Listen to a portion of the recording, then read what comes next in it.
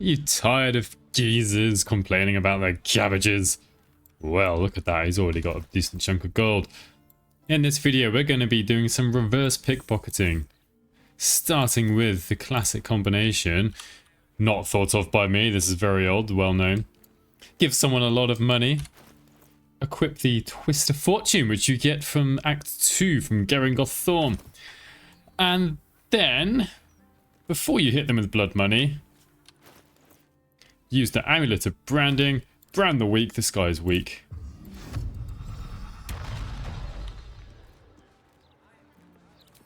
Then we hit him with this. Do, yeah, 304 damage. Thank you very much. So the way this weapon works is that with this particular weapon action, for every 300 gold that the target possesses, they will take, it says 4 piercing damage. It is actually your proficiency bonus in terms of damage. If you really wanted to, you could change the difficulty and put your proficiency bonus up to +4, and then you'll be doing 8 damage for every 300 gold. And with vulnerability, that turns into 16. Now the downside, as it says in the weapon ability, ooh, let's just stalk our way out of this one. There we are. Unfortunately, the gold is consumed. This is what was left over from taking away 300 gold for every 4 damage I did. But we've all seen that before. That's not a new thing. Let's go and visit some other things we can do with reverse pickpocketing. Perhaps you don't like this guard inside the fireworks shop. In fact, maybe you don't like the fireworks shop very much. So what are you going to do? You're going to reverse pickpocket. Before you do, we're going to stick on Enhanced Sleep to help us count down a bit. So you've got Otiluke's Freezing Sphere. We can create a portable Freezing Sphere. Now, some of you might have picked up the Staff of Spell Power or Marker Heshkir, which can let us cast spells without using a spell slot. So we can create, let's say, 3. So I've got the countdown from jump, so I can keep a track of when I need to get out of there.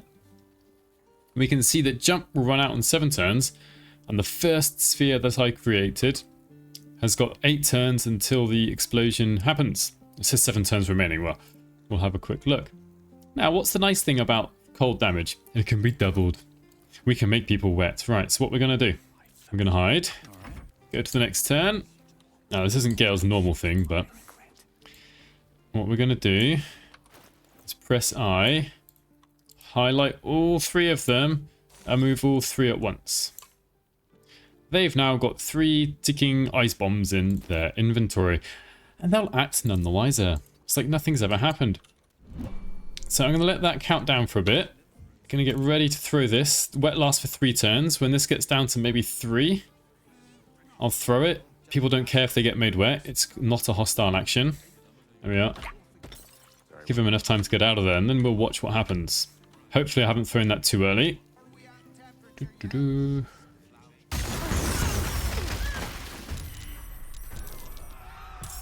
Well, what a ruckus we have caused. Oh, and there goes another... there goes another Otiluke's Freezing Sphere. Now, I think I threw the water just a tiny bit too early. Oh, no, the first one went off with the enemy being... well, I suppose it turned into an enemy being vulnerable to cold damage. But do bear in mind, it is quite a large AoE. We set off some fireworks there. Got ourselves into trouble. Thankfully, we've got a special spell called Quick Load, so I'm going to get out of trouble and show you the next thing we can do. The next interaction is unfortunately bugged, so it doesn't really work as of patch 6, which is when this video has been recorded. But we'll show you anyway.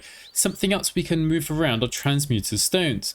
So you need to be a transmutation wizard, and when you're level 6, you can pick one of these stones to make prolonged rest. These can go to any of your party members, but you can, if you want to, give these to other people. These are usually beneficial, so you're not going to get much use out of most of these by putting them on an enemy. One that can be used against an enemy potentially is the Transmuter Stone of Fire Resistance.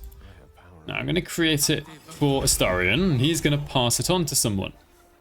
Unfortunately, my 1 element monk is taking permanent damage from heat.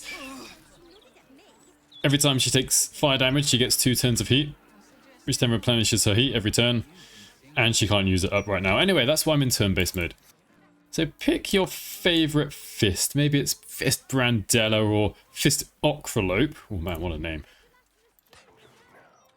So again, we're going to take this Transmuter stone that grants the carrier resistance to fire. Give it to them and we can see. Oh, they've got fire resistance now. So far so good, nothing bugged here. What is bugged is Arsonist's oil. What's supposed to happen is you coat your weapon in an oil that transforms the target's fire resistance to fire vulnerability. Unfortunately, this oil seems to take away the fire resistance but not grant the vulnerability. Immune to fire damage unaffected.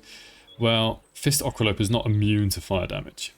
Anyway, he's going to coat his weapon in Arsonist's oil. 85% chance, come on. Yeah. Let's make it a critical hit for the sake of it, eh? Yeah. So,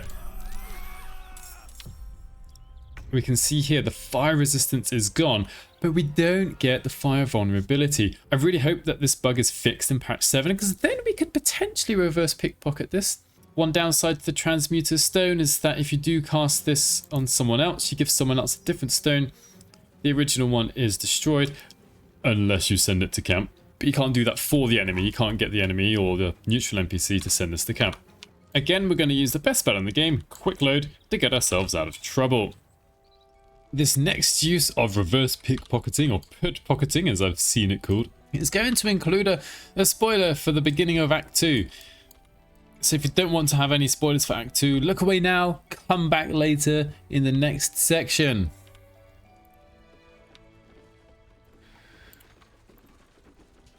Right, and to those of you who've played the game for like 1,000 hours, or however many hundreds of hours you have, we're going to show this off with Isabel up here. So, if you know an ally or even someone neutral is going to get into a fight, you can give them some potentially beneficial items. So before you speak to her, we can give her some useful things. Right, Isabel. Take my potion of invisibility. Take all of my greater healing potions. Take my potion of speed. Please, make some use out of it. Let's not give her anything that's going to completely screw things up. Maybe she would like to use greater invisibility. Maybe she might use, I don't know, Phantasmal Killer. That's probably more than enough. Let's start this off. Alright, we'll have to wait until Isabel's turn before we see if it's helped out. Let's hope it has. Oh, of course, she just got paralyzed. Right, Shadowheart to the rescue. Good stuff. Right, we got rid of the big bad wolf. I see what she does. Hey, drinks a potion of speed. And she's gone invisible. She's doing all the right things. Perfect. She will now probably survive. So if you know you're going to be in combat with someone who isn't in direct control of your party, you might be able to give them some potions. Here we had to pickpocket it, because if we try and speak to her, we can't trade with her and give her the items. It's one of the few ways we can do it. So yeah, make use of it. Find some other places where you can use it. Thankfully, that save was called First Time at Last Light In. It was from my first ever playthrough. And I'm going to go even further back in the game now, down into the Underdark, for the next look at reverse pickpocketing. And now you've caught me near the Sussur tree in the Underdark, and on the Sussur tree is, well, a Sussur Bloom. There's also at least one more Sussur Bloom down by the Arcane Tower. I'm not going to go there. But down in the garden area, down at the bottom, see these blue looking areas? Well, there's a Sussur Bloom, or maybe I think two down here. We can already see the effect of it. It creates the Sussur anti-magic field, which then nullifies nearby magic. And you'll see, I've got this here, can't cast spells. Sussur Flower anti-magic field. So Shadowheart can't cast any spells now. She can still use her channel divinity. That's not impossible to use. So there are still some class abilities that can be used. But, well, we can reverse pickpocket this onto somebody else. I have no real reason to pass this on to Dana. I know she is a spellcaster of sorts. She has mage armor on her already. So I pass the Sussur Bloom to her. She's none the wiser and doesn't particularly care. And so then, just wait for her to walk away a bit to give myself a bit more of an advantage. Okay, she's going away a bit far now. I can now, let's just see if this works out. 75% chance. You attacked someone. Only the guards. And so she will not be able to cast any spells. I'm going to wait up here. Alright, they're going to get into the battle. Whatever. We'll be fine. So here she comes, charging at us with her... What's she got there? Looks like a halberd. And because she's so short, she couldn't even get very far. I don't know why she didn't dash. I'm sure if we're inside here, we can still dash. Like here. It's not a problem. She's just a bit silly. The one downside to using the Sussur Bloom is that it only survives in the Underdark. As soon as you take it above ground, it will break, it will wilt, wither, it won't have the same effect anymore. Prior to patch 6, there used to be basically a bug we could abuse where we could get the Sussur Bloom above the Underdark, above ground. What I've read you can do, but haven't been able to confirm, is that you can send the Sussur Bloom to your camp and then leave it inside the camp chest.